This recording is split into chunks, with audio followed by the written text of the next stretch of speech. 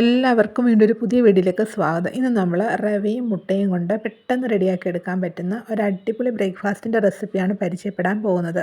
ഈ വീഡിയോ ഇഷ്ടമാകുകയാണെങ്കിൽ ഒന്ന് ലൈക്ക് ചെയ്യണം. അതുപോലെ ഫ്രണ്ട്സും റിലേറ്റീവ്സിനും ഒക്കെ ഒന്ന് ഷെയർ ചെയ്ത് കൊടുക്കുകയും ചെയ്യണം. പിന്നെ ഞങ്ങളുടെ ചാനൽ സബ്സ്ക്രൈബ് ചെയ്യാത്ത കൂട്ടുകാർ ആരെങ്കിലും ഉണ്ടെങ്കിൽ ഒന്ന് സപ്പോർട്ട് ചെയ്യുകയും ചെയ്യണേ. പിന്നെ ആ ബെല്ലൈക്കൺ ഒന്ന് എനേബിൾ ചെയ്യാനും വീഡിയോ ഒന്ന് ഹൈപ്പ് ചെയ്ത് സപ്പോർട്ട് ചെയ്യാനും മറക്കരുതേ. എങ്കിലും ഇതെങ്ങനെയാണ് തയ്യാറാക്കുന്നത് നമുക്ക് നോക്കാം. ഒരു പാത്രം എടുത്തിട്ടുണ്ട്. ഇതിലോട്ട് നമുക്ക് 1.5 ഗ്ലാസ് റവ ഇട്ട് കൊടുക്കാം. നമ്മൾ ചായയൊക്കെ കുടിക്കുന്ന ഗ്ലാസ് ഉണ്ടല്ലോ, ആ ഗ്ലാസ്സിന് 1.5 ഗ്ലാസ് റവയാണ് നമ്മൾ എടുക്കുന്നത്. ഇനി ഇതിലോട്ട് അതേ ഗ്ലാസ്സിന് 1 ഗ്ലാസ് വെള്ളം കൂടെ ഒഴിച്ച് കൊടുത്തിട്ട് ഒരു സ്പൂൺ ഉപയോഗിച്ച് നല്ലതായിട്ടൊന്ന് മിക്സ് ചെയ്തെടുക്കണം.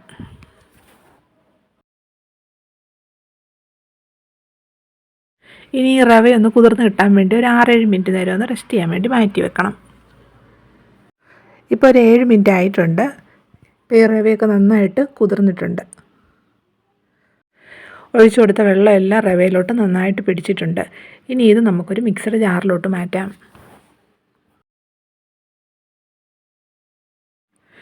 ഇനി ഇതിലോട്ട് ഒരു കോഴിമുട്ട പൊട്ടിച്ചൊഴിച്ചു കൊടുക്കണം.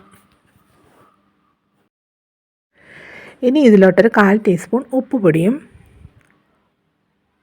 1 ടീസ്പൂൺ വെളിച്ചെണ്ണയും കൂടെ ചേർക്കാം. ഇനി ഇതിലോട്ടൊരു 1/4 ഗ്ലാസ് വെള്ളം കൂടെ ഒഴിച്ചു കൊടുത്തിട്ട് നല്ലതായിട്ട് ഇതൊന്ന് അരച്ചെടുക്കണം. നല്ല സ്മൂത്തായിട്ട് ഇത് അരച്ചെടുത്തിട്ടുണ്ട്. ഈ അരച്ചെടുത്ത മാവ് നമുക്കൊരു പാത്രത്തിലോട്ട് മാറ്റാം. ഇനി ഒരു തവി കൊണ്ട് നല്ലതായിട്ടൊന്ന് ഇളക്കിയെടുക്കണേ.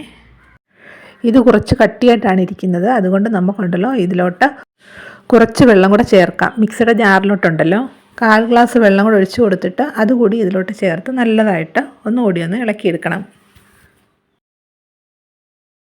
ദോശമാവിൻ്റെയൊക്കെ പരുവത്തിലുള്ള ഒരു മാവ് റെഡിയാക്കി എടുക്കണം. ഇതുപോലെ ഇത്രയും ലൂസായിട്ടുള്ളൊരു മാവ് വേണം തയ്യാറാക്കിയെടുക്കാൻ. നമ്മൾ തയ്യാറാക്കാൻ പോകുന്നത് റവ ദോശയാണ് കേട്ടോ. മുട്ട ചേർത്തിട്ടുള്ള റവ ദോശയാണ്. അപ്പോൾ മാവൊക്കെ റെഡി ആയിട്ടുണ്ട്. ഇനി ഇത് നമുക്ക് ചുട്ടെടുക്കാം. സ്റ്റവ് കത്തിച്ച് നമ്മളൊരു ദോശക്കല്ല് വെച്ച് കൊടുത്തിട്ടുണ്ട്. ഇപ്പോൾ ഇത് നല്ലതായിട്ട് ചൂടായി. നോൺ സ്റ്റിക്കിൻ്റെ പാൻ ആയതുകൊണ്ട് നമ്മളിതിലോട്ട് എണ്ണയൊന്നും പുരട്ടുന്നില്ല കേട്ടോ. ഇപ്പോൾ ഇരുമ്പിൻ്റെയൊക്കെ പാനാണെങ്കിൽ എണ്ണ പുരട്ടിയിട്ട് വേണം മാവ് ഒഴിച്ച് കൊടുക്കാൻ. ഇനി ഇത് നമുക്ക് തിന്നായിട്ടൊന്ന് പരത്തിയെടുക്കാം. ഇപ്പോൾ അത് നോക്കിക്കാൻ ആ ദോശ ഒന്ന് വെന്തിട്ടുണ്ട്. ഇനി ഇതിൻ്റെ മുകളിലോട്ട് നമുക്ക് കുറച്ച് എണ്ണയൊന്ന് ഒഴിച്ച് കൊടുക്കാം. എണ്ണയോ നെയ്യോ എന്ത് വേണമെങ്കിലും ഉപയോഗിക്കാം കേട്ടോ. എന്നിട്ടൊന്ന് ബ്രഷ് ചെയ്ത് കൊടുക്കണം. അതിനുശേഷം ഇതൊന്ന് തിരിച്ചിട്ട് കൊടുക്കണം. ഇനി നമുക്കിതൊന്ന് തിരിച്ചിട്ട് കൊടുത്തിട്ട് മറു സൈഡും കൂടെ ഒന്ന് മൂപ്പിച്ചെടുക്കാം.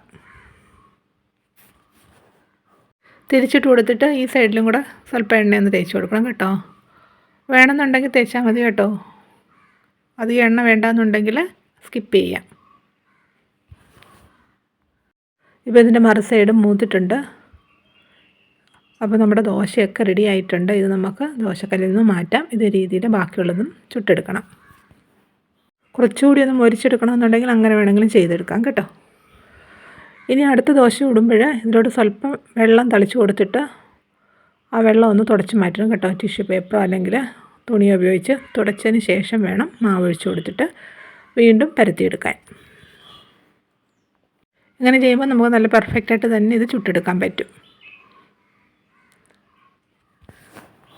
നല്ല സോഫ്റ്റും അതുപോലെ ടേസ്റ്റിയും ഹെൽത്തിയുമായിട്ടുള്ളൊരു ദോശയാണ്. പെട്ടെന്ന് തന്നെ നമുക്ക് റെഡിയാക്കി എടുക്കാൻ പറ്റും. മുട്ടക്കറിയോ ഇറച്ചിക്കറിയോ കടലക്കറിയോ അതും അല്ലെങ്കിൽ ചട്നിയോ ഏതിൻ്റെ കൂടെ കഴിക്കാനും നല്ല അടിപൊളിയാണ് കേട്ടോ. എല്ലാവരും ഒന്ന് ട്രൈ ചെയ്ത് നോക്കണം. 10 മിനിറ്റിനുള്ളിൽ ഉണ്ടാക്കിയെടുക്കാൻ പറ്റും. നിങ്ങളെല്ലാവരും ഒന്ന് ഉണ്ടാക്കി നോക്കിയിട്ട് നിങ്ങളുടെ അഭിപ്രായങ്ങൾ കമൻറ്റ് ചെയ്യണം കേട്ടോ. ഇതേ രീതിയിൽ ബാക്കിയുള്ളതെല്ലാം ചുട്ടെടുക്കണം. അപ്പോൾ നമ്മൾ എല്ലാ ദോശയും തയ്യാറാക്കി എടുത്തിട്ടുണ്ട്. നോക്കിക്കേ എത്ര സോഫ്റ്റായിട്ടുള്ള ദോശയാണെന്ന് നോക്കിക്കേ.